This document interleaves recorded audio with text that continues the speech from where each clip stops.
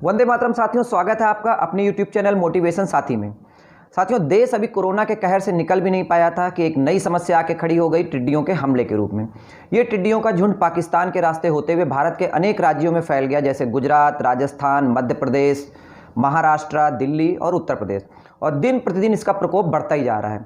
अफवाहों का भी बाजार गर्म है। बहुत से लोगों का मानना है, इवन कुछ मीडिया का भी मानना है कि ये पाकिस्तान का कोई षड्यंत्र हो सकता है कि क्या आतंकियों के बाद भारत में टिड्डियों वाली साजिश कर रहा है पाकिस्तान।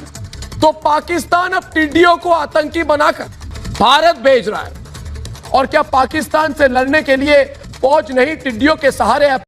तो वीडियो को बिना स्किप किए हुए पूरा देखिए। आइए देखते हैं कि क्या ये वाकई प्राकृतिक है या कोई षड्यंत्र है।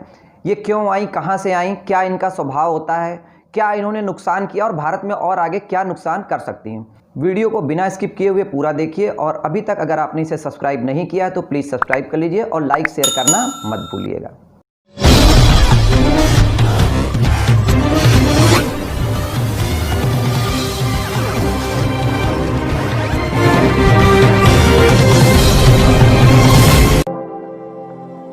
टिड्डियों का हमला ये कोई पहली बार नहीं हुआ है, हजारों साल से होता आया है। लेकिन पिछले 27 सालों में ये सबसे बड़ा टिड्डियों का हमला माना हो जाता है और ये बहुत ही ज़्यादा मात्रा में नुकसान कर सकते हैं। दोस्तों, इनकी ब्रीडिंग के लिए मानसून का होना बहुत ज़रूरी है। ये ब्रीडिंग तभी करते हैं जब जलवायु में मिट्टी में नमी होती है और घास फूस पौधे बहुत अधिक वनस्पति अधिक मात्रा में होती है। और हुआ भी ऐसा। दिसंबर 2019 में जब ईस्टर्न अफ्रीका में बहुत ज़्यादा बाढ़ और बारिश आई तो उसके बाद एकदम से इनकी ब्रीडिंग हुई और बहुत ज़्यादा वहाँ पे इन्होंने तबाही मचाई। वहाँ पे तबाही मचाते हुए ये यमन, ईरान और पाकिस्तान के रास्ते अब भारत में भी पहुँच गए हैं। दोस्तों, ये भारत में एकदम से नहीं आ गई। एक तो वातावरण और दूसरा जो साइक्लोन आया तो उसका बहाव भी भारत की तरफ था। एक मादा टिड्डी 3 बार तक अंडे देती है और एक बार में ये 100 से 150 तक अंडे दे सकती है। और जो इनका रहने का होता है वो 1 किलोमीटर की जो एरिया होती है उसमें ये मान के चलिए कि 8 करोड़ तक टिड्डियों का झुंड हो सकता है। इनकी स्पीड बहुत ज़्यादा होती है। ये 150 से 200 किलोमीटर तक का रास्ता एक दिन में तय कर लेती है। इसके अनुसार जब तक ये झुंड में नहीं होती है इतनी खतरनाक नहीं होती हैं, क्योंकि झुंड में आते ही इनका व्यवहार बिल्कुल बदल जाता है। इनका रंग जो कि ग्रीन होता है वो कुछ येलो और ब्लैक हो जाता है। इनके खाने पीने की आदतें बदल जाती हैं। ये बहुत ज़्यादा खाने लग जाती हैं।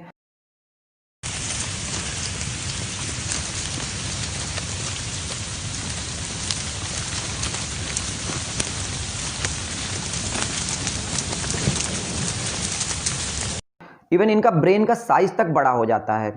खाने पीने की बात करें तो एक दिन में 2500 मनुष्य जितना भोजन कर सकते हैं उतना इनका झुंड एक दिन में चट कर जाता है। खाने में ये घास फूस पेड़ पौधे फल फूल कुछ भी नहीं छोड़ती हैं। यही कारण है कि जहाँ से ये गुजरती हैं सब कुछ ख़त्म कर देती हैं, सब कुछ नष्ट कर देती हैं। इनका जो झुंड होता है वो 3 से 5 किलोमीटर के एरिया का फैलाव लेके उड़ता है और ये हमेशा उसी तरफ उड़ती हैं जिधर हवा का रुख होता है। दिन में तो ये उड़ती हैं, तबाही करती हैं, लेकिन रात में ये शांत होकर के पेड़ पौधों पे बैठ जाती हैं।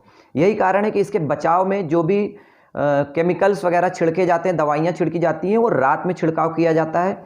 इनके बचाव के लिए कई जगह कुछ हाई वॉल्यूम साउंड का भी यूज किया जाता है। बहुत से लोग थाली बजाते हैं, डीजे वगैरह भी बजाते हैं, ट्रैक्टर के साइलेंसर निकाल करके भी किसान भाई हमारे इसको भगाने के लिए प्रयोग करते हैं। हालांकि पाकिस्तान ने बिल्कुल नया तरीका एक निकाला है। वहाँ पे उन्होंने क्या किया कि किसानों को बोला कि आप इनको रात में जाल के थ्रू पकड़ो और इसको हमें ला के दो, इसके बदले आपको कुछ किलो में पैसे, अच्छा खासा पैसा वो दे रहे हैं।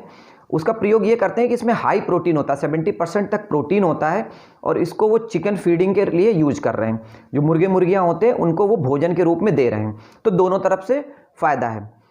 बिल्कुल अच्छा आइडिया है। अगर ये काम करता है तो भारत को भी इसके बारे में सोचना चाहिए।